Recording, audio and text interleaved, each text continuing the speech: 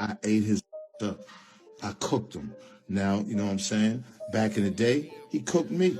You know what I'm saying? It's all good. But what you stands is not gonna do it. What you saltines ain't gonna do is try to come here and be like, I didn't affect him. Stop it. Because that shows that y'all ain't real hip hop fans. Look at Eminem's life. Eminem's been sheltered his whole life with security. So Eminem probably got mad anxiety. He probably can't be by himself and walk through a mall. You know what I'm saying? You can catch me at the most craziest gas station in any hood in America. He'd be like, that you, Zeno? Somebody, yo, let me get that picture.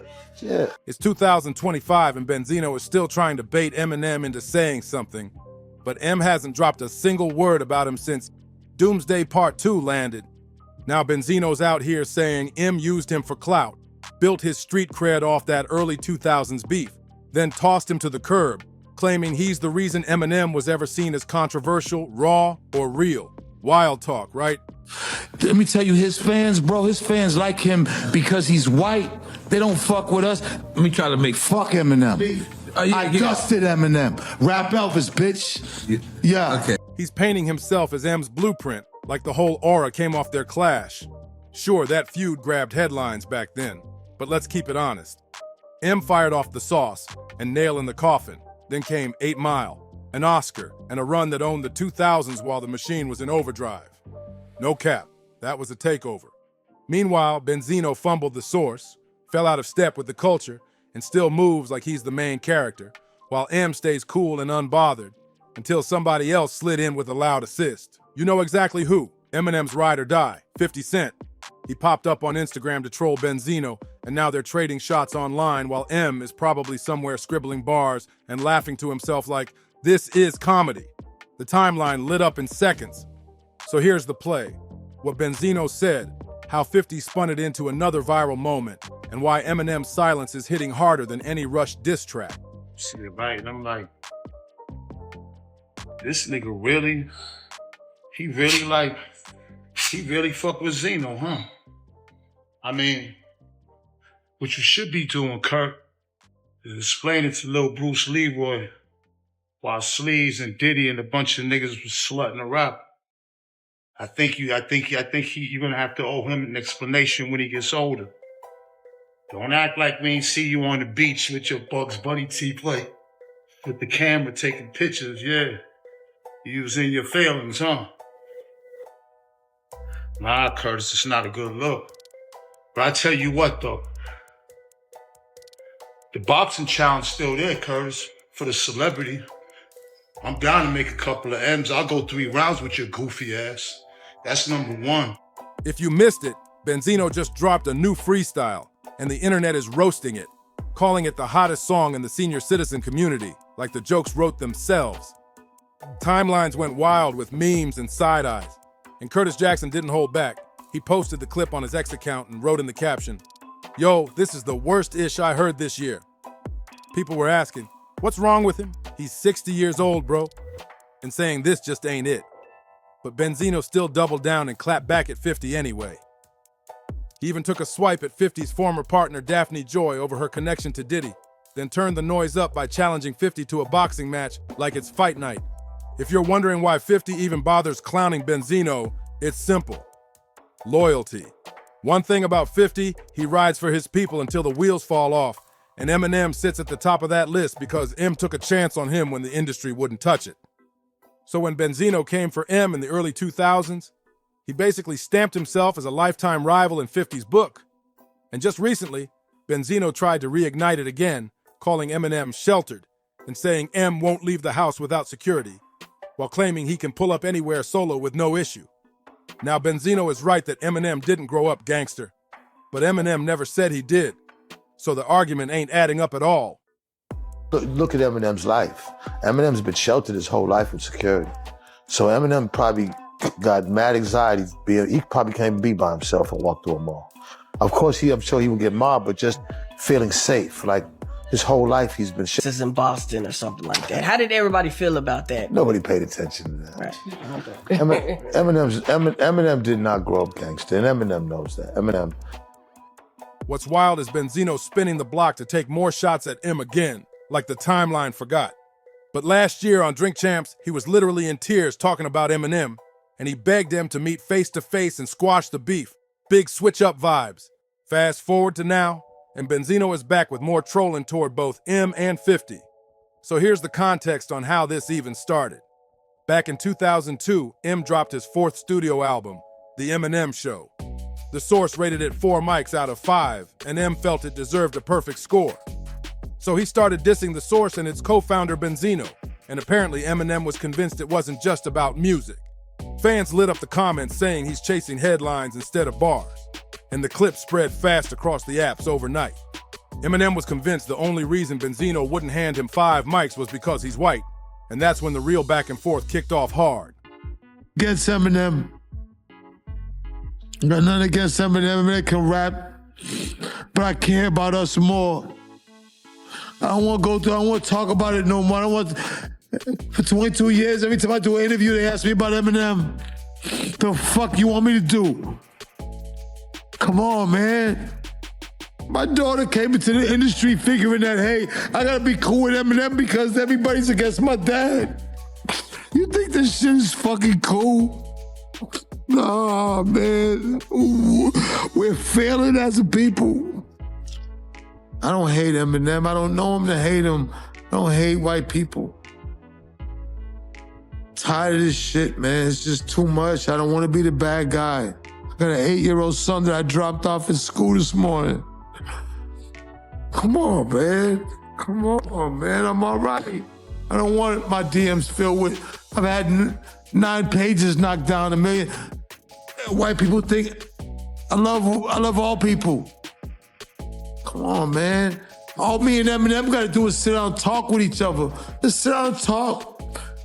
Let's battle. Let's do whatever. But let's at least face to face meet each other.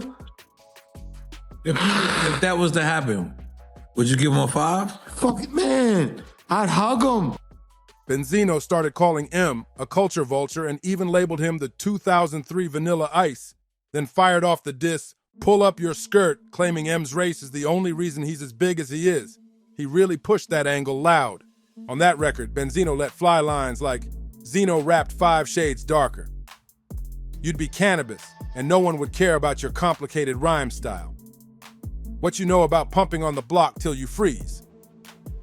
What you know about cutting up rocks stuck in detectives? What you know about facing a grand jury indictment? As far as I'm concerned, you're just industry excitement." He wanted smoke with every bar, no subtlety at all. Later, he tried to dial it back, telling MTV he didn't have an issue with Eminem personally, but with the machine and its double standards in hip-hop. He framed it like a bigger fight than just one rapper. Benzino said, "Certain media outlets take to Eminem and look at him. M this, savior in hip-hop and the #1 in hip-hop, and do not recognize the guys out here that created hip-hop." He doubled down again with, "Eminem is just a hood ornament for the machine. You think I could grab my crotch and put my ass in people's faces the way he does? No way. But as long as the color of his skin and his eyes fits what America wants, it's all right." That's the narrative he kept pushing loud and clear. He also claimed on "Pull Up Your Skirt" that Eminem ran to his manager to handle the beef. But M clapped back with not 1 but 4 diss tracks and denied asking his team to squash anything. He answered with bars, straight up. Zeno then dropped "Die Another Day," sliding in a recorded phone call with M's manager Paul Rosenberg, trying to make it look like the industry was moving pieces behind the scenes. But then he crossed a serious line. He brought up Eminem's daughter and made a disturbing comparison to a real-life case involving harm to a child, which drew immediate outrage across the board and was condemned as completely out of bounds.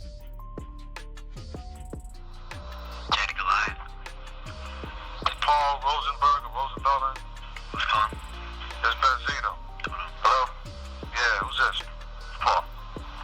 Yeah, Paul's Benzino. How you doing, man? I'm not doing too good. I mean, Steve told me that you want to talk to me, so I'm calling back. Yeah, I spoke to. He sounds like a little whiny little bitch that you know what I'm saying, that stays behind security, stays in the studio and blocked away from society, that he can say whatever he wants. You see, I'm not that fucking dude, man. You know what I'm saying? I'm not that dude, man, about Boston niggas extorting dames and everything. What type of shit is that? The real extortion is him extorting hip-hop from fucking dumb streets. That's the real extortion is. You knew when you You know what he said about me. You know this conversations he had with Fat Chuck. You know all this shit. No. You should have these peaceful conversations with him. Listen, the only thing that I knew, that if you can't turn this into a thing against me, you and I don't have a problem. Oh, I don't. This isn't. You're a part. Listen, you manage Elvis. You're a part of him. You're a part of him. You're just as much of a part of him. You run Shady Records. You're a part of him. You're a part of that movement. Don't you think it's out of hand already? Well, you know what? I didn't want it to happen in the first place. I spoke to Dave after I heard about the first record, and I was like, Dave, what's up? Why, where's this coming from? And he was like, he's got some things he wanted to get off his chest. And, you know what I'm saying? But I mean, is the call, like, what's the call for? Like, I mean, he's already dropped his record. Like, you guys made your move, so what is really the call for?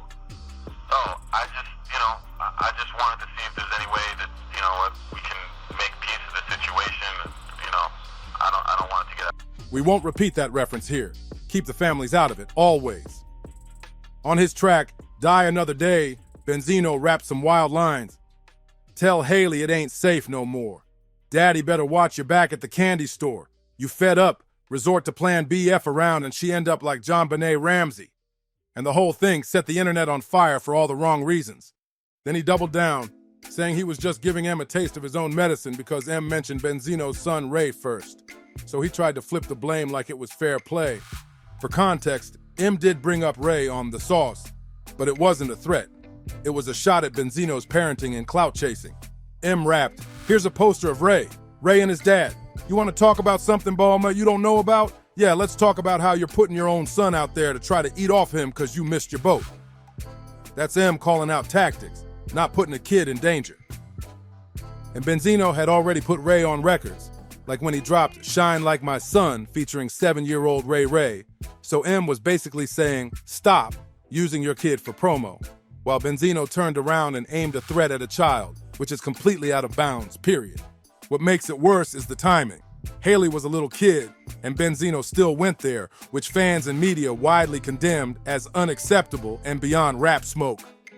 After that, Benzino tried to frame it like a bigger mission, telling MTV he had a duty to expose what he saw as a double standard for white and black rappers, saying M gets to make personal, messy records and still get spins, while artists of color are pushed to rock the party instead of sharing their pain on radio.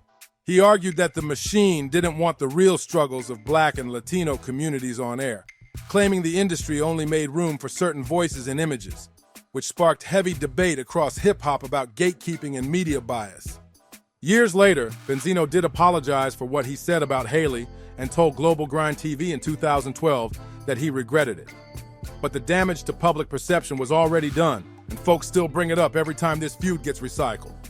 Shower, what the fuck does he want me to do, man? All right, That's sir. crazy, So- man. so- So we're leaving. Is there anything else in this room? There's somebody else in the shower. You want to go talk to him? Okay. Now, granted, if we was white, it never would have happened. We know this. Right. If we was white, would have you knocked on the door like that? I need that. If we was white, you wouldn't be doing this. If we was white, you can best believe none of this would be happening. This wouldn't be happening at all. If we was a white couple, John and Bill Summerfield, this would not be happening. If we was a white couple, John and Bill, we all know what they're capable of no matter what we're wearing, no matter who's our partners. So, John and Bill. Benzino admitted the Eminem situation kept getting uglier, saying he could take responsibility for firing off personal shots at family. He called it out of order, but he still couldn't let the smoke fade. By 2018, he lit the fuse again, calling M's revival trash and going at M's fans with a long post that had timelines buzzing. He wrote, "Can somebody tell these weirdo M fans that in this culture of hip-hop, they are the subculture, meaning nobody gives a flying fucks about anything they have to say when it comes to him. Right now, the album is trash, so take the L and move on." The clapback energy was loud and messy. Jump to February 2021. Zeno publicly challenged Eminem and Royce to 5'9" to a boxing match like it was pay-per-view weekend. "I would step in the ring with any of them. I'm in great shape and I would love to. I've started training boxing. I'd like to step in the ring with Royce or Eminem," he said, but M curved it completely and kept it pushing. Next year, February 2022, he tried another angle, claiming nobody in his hood ever played M's music. And when a user told him to say it to M's face, he tagged M and snapped back. I'll say it to his face, but he's a scared coward P-word like his fan base. That post poured gas on the comments instantly. Then came a string of now deleted posts dragging M's fans and daring them to show up, which took it from online jabs to risky real-world energy fast. He even dropped his restaurant address in Atlanta and taunted people to pull up to all stands we all know are the most corniest, non-violent coward fan base hip-hop has ever seen. I have a restaurant in Atlanta, address redacted. Stop tweeting and pull up on me, he wrote. That's not banter, that's reckless. In a follow-up, he added, I've been left this ish alone, but since the coward on the stand still want to talk ish and hide, then it's still F Eminem, doubling down like he wanted smoke forever. The tone was heated. The quotes were everywhere, and M still didn't blink. And if you got a problem with me, do something about it. Nothing you ever said has affected me in any way I know how to fight. Still got big sticks. So pull up, was the energy, loud talk and chest out. But after that meltdown, Eminem still said nothing and kept it moving. Fast forward to 2024, and M finally tossed Benzino the response he'd been begging for. He slid on Doomsday Part 2 and fired shots at both Benzino and his daughter, Coi Leray, making the whole timeline spin. That track marked the first time in years M addressed him directly, and he even dropped some pointed bars on Doomsday 2. What is the opposite of Benzino? A giraffe. Go at his net. How the F that? How can I go at something he doesn't have? Fans clipped it instantly and the bars did laps online. Eminem also jabbed at Benzino's money woes and poked at those online rumors about his private life, framing it like hearsay from blogs and a clip about a Red Roof Inn, which he used as material for shock value, even though that chatter stays unverified. Then he aimed at Coi with another swipe, rapping, guest. That Coi Leray feats in the Toilet A, which had people debating whether he was clowning features, chart talk, or both while dragging the conversation right back into the spotlight. Benzino swung back fast with 2 diss tracks, Toos and Rap Elvis. But even after all the noise, M hasn't dropped any new public statements, tracks, or verses aimed at him since. And that radio silence seems to be what's really getting under Zeno's skin. He clearly expected M to keep trading shots, but M said what he had to say and dipped, leaving Benzino sparring with 50 Cent instead, while the comment sections turn into a live arena every time a new clip lands. Where do you stand on this? Does Benzino have a real point about M being a culture vulture, or is he just frustrated because he can't out-rap him anymore? Be honest and keep it respectful. Drop your take below, smash that like, subscribe for more, and share this with a friend who lives for hip-hop drama, and I'll see you on the next one.